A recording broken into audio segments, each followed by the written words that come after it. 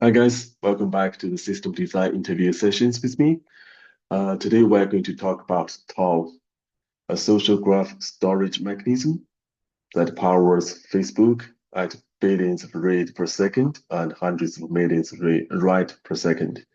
And as always, we are going to focus in on a certain level that would be suitable in the system design interview session.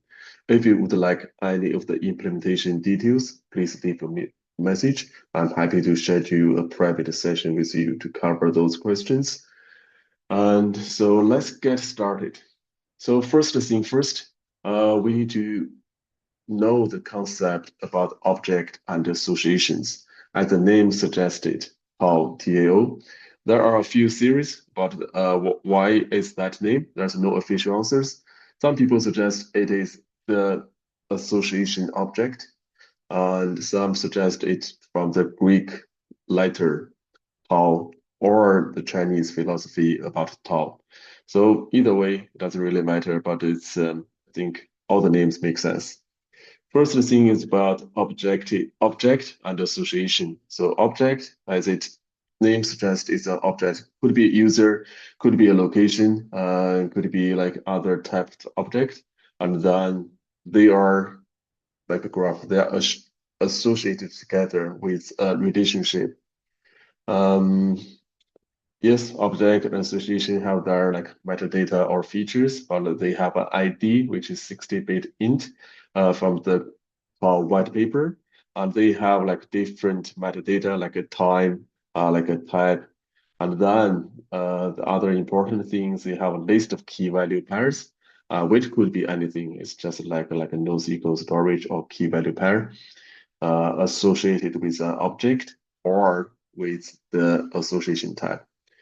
So I think it's self-explanatory about the object, but also from the association perspective, it needs like two objects, one at each end, from two, and also um, in some cases, the reverse type also um, is also meaningful. For example, if Alice is a friend with Bob, and then the opposite stays the same. Bob is a friend, also is a friend as Alice. And here we have an example about, say, like Alice check in at um, location, like Golden Bridge, with his friends Bob and Casey, who is a friend of Bob, left a comment on the check-in, and the comment is liked by David. And David is a friend of Casey. You can see the social chain here about the friendship, and then you can see the location object, the check-in event, and also the comment.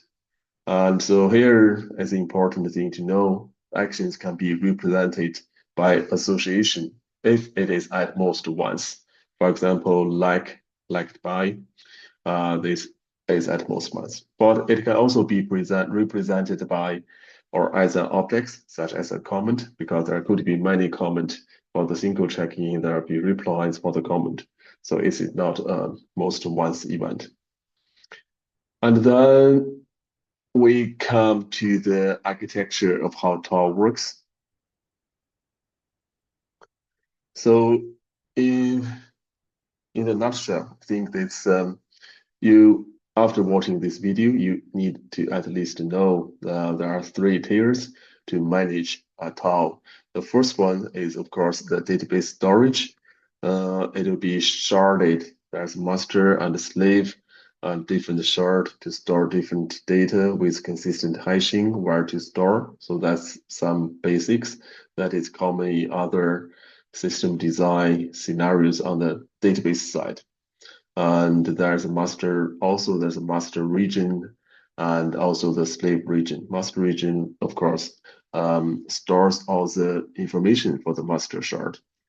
And the slave region stores all the slave. This is how from the paper, as it said, is how it is arranged. It is a preferred way for Facebook to put it in this way. I do believe it is based on production data and all the experience to make this decision. And a region, by definition, in the TAO scenario, is not one data center. It can be multiple data centers logically form a region. Each region will have the whole copy of all the data for the social graph. And then I do believe there are only a limited number of regions because, like from data center perspective, it could be tons of, and from region, it could be only a few, and they are connected together through high speed or dedicated network. So which means the communication is really fast. And then that comes the something new or novel in this side for TOS design. It has the concept of different tiers. First, for caching. So um, you can imagine there are like one, if I think first layer of caching, this is called like a leader tier, which has a specific caching servers that would be responsible for coordinate all the write and the read misses. And then there are a series of follower tiers. So there's only one leader tier, which has a combination of different cache servers or group cache servers. And then they have multiple follower tiers.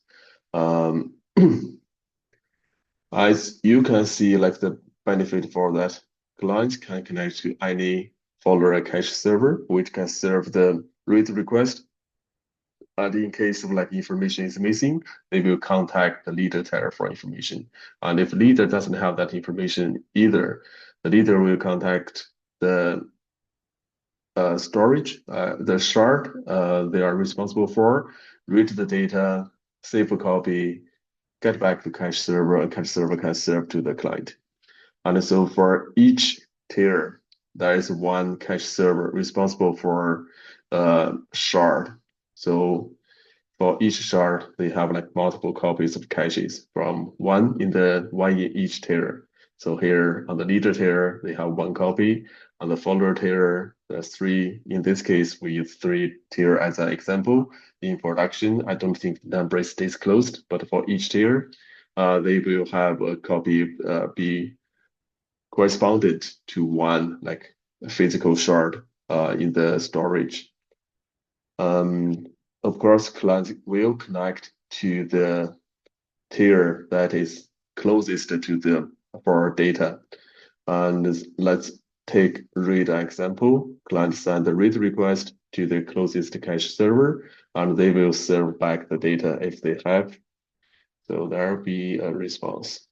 And if not, cache server from the folder tier will contact the cache server in the leader tier, who is responsible for the same shard to look for information. And then, as I explained before, if it has data, it will serve back. If not, contact the DB, get the data, return response to the cache server who made the request. And then the cache server in the folder tier will return that to the clients. So read is done.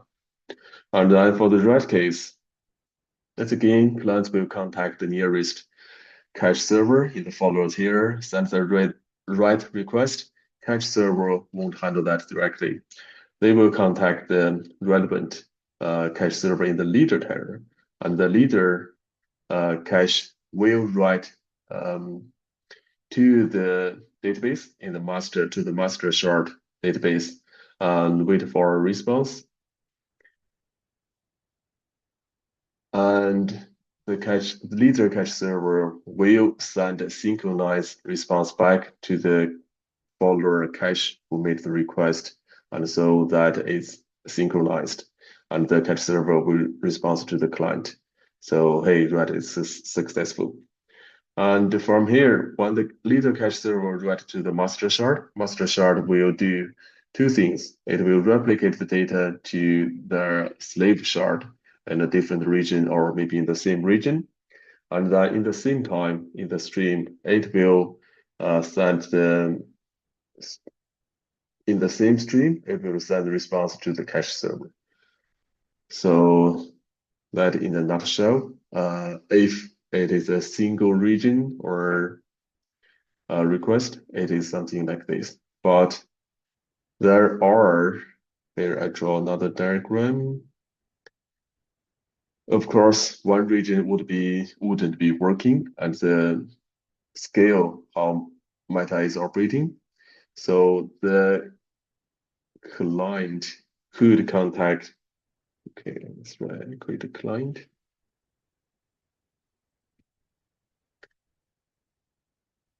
Could contact the for cache server on the folder tier in the slave region. And for the read, it is the same. If they have the data, sorry, let me make it clear. If the cache server has the data, it will reply. Simple as that.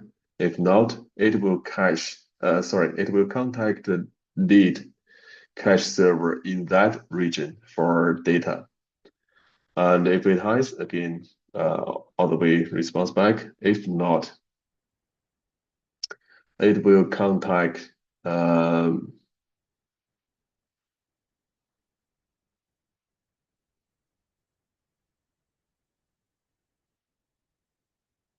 local shard uh, replica for the data and update and the response. So for the read, it's the same, just like in a single region design. Everything is under control within the same region from here. But the write is different. If the client makes the write request, the cache server will forward again to the lead cache server for that date. It's managed by the consistent caching.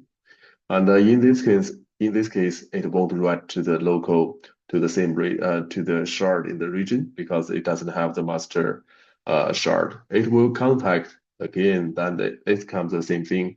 The lead cache server, the cache server in the lead tier in the master region, they will be responsible to write the re write a request to the database and then get back to the cache server in a synchronous way, and then again back to the client.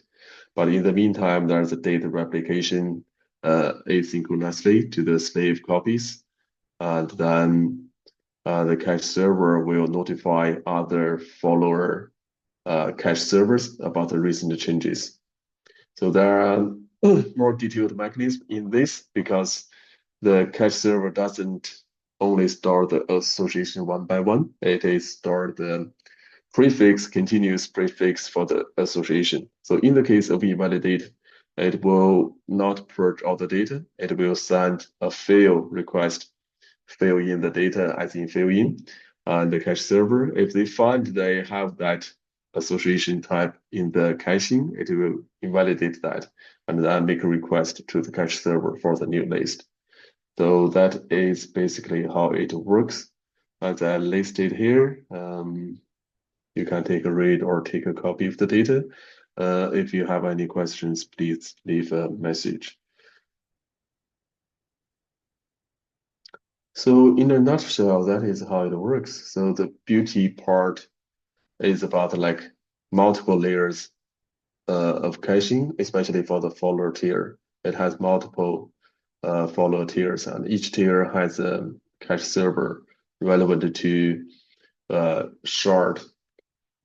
So that means the read is super fast. It always go to the nearest region, and in case of a cache miss, they can contact the lead tier, which it didn't explain clearly, but I do believe it catches more information than the follower tiers and also other responsibilities.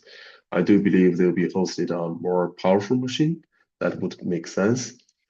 And then for some failure scenarios, if, for example, master shard is down, by the way, the storage engine behind it's still MySQL. In some cases, it's RocksDB. I think currently it is a mix. The paper was created quite a few years back, and with the recent development of LSM tree-based database for write proficiency, I do believe some of the instance will have the RocksDB. It's not only like MySQL anymore. So in the case of master shard is done, a slave server will be promoted, just like in other normal system designs for a database. a slave will be promoted. Client receives error and about any operation. So that again, that's designed for super high throughput. Instead of like retrying or anything, we just return a message to the client. Indicate, hey, the current request is done or cannot be reached. Well, in the backend, slave server will be promoted to the master and start to serve at the right database or right shard. And if slave shard is done, read request will be redirected to other servers, like the same as any master slave replicas. And if not recovered after a configured time, new server will be provisioned to replace it. And then, of course, the new server will be built from snapshot and run most recent data entry log. So this is typical load or boost a new server, a replica server. And then on the caching side, if the lead cache server is down, that's two scenarios. It's temporary. Another cache server in the lead tier. Remember, we have like one lead tier and multiple follower tiers. And so the other cache server in the lead tier will take the write request and cache misses to communicate with the master shard, serve as a delegate. And it will send to the folder and cache aside all the invalidation messages sent to the lead cache server once back online. It saves a copy, just like a hinted handoff. It will then, when the other server is back online, it will communicate back with all the latest request or the data. If it's permanent timeout, then the follower server will be promoted to the leader. Then it will be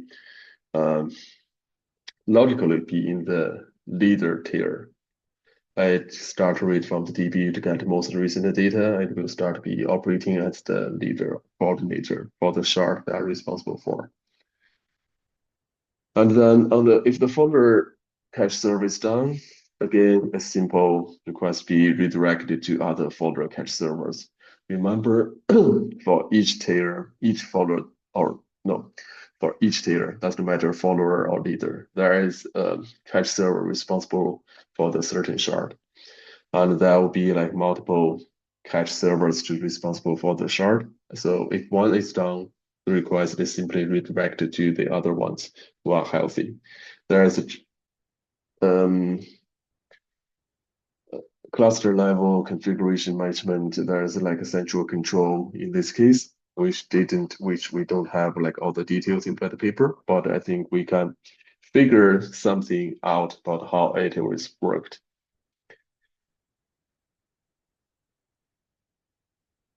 And in the case, of course, we need to replace that under the workload.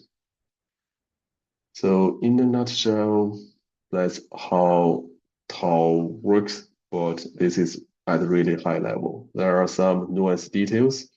If anyone is interested for discussion, please let me know. But for a system design interview, it would be good enough.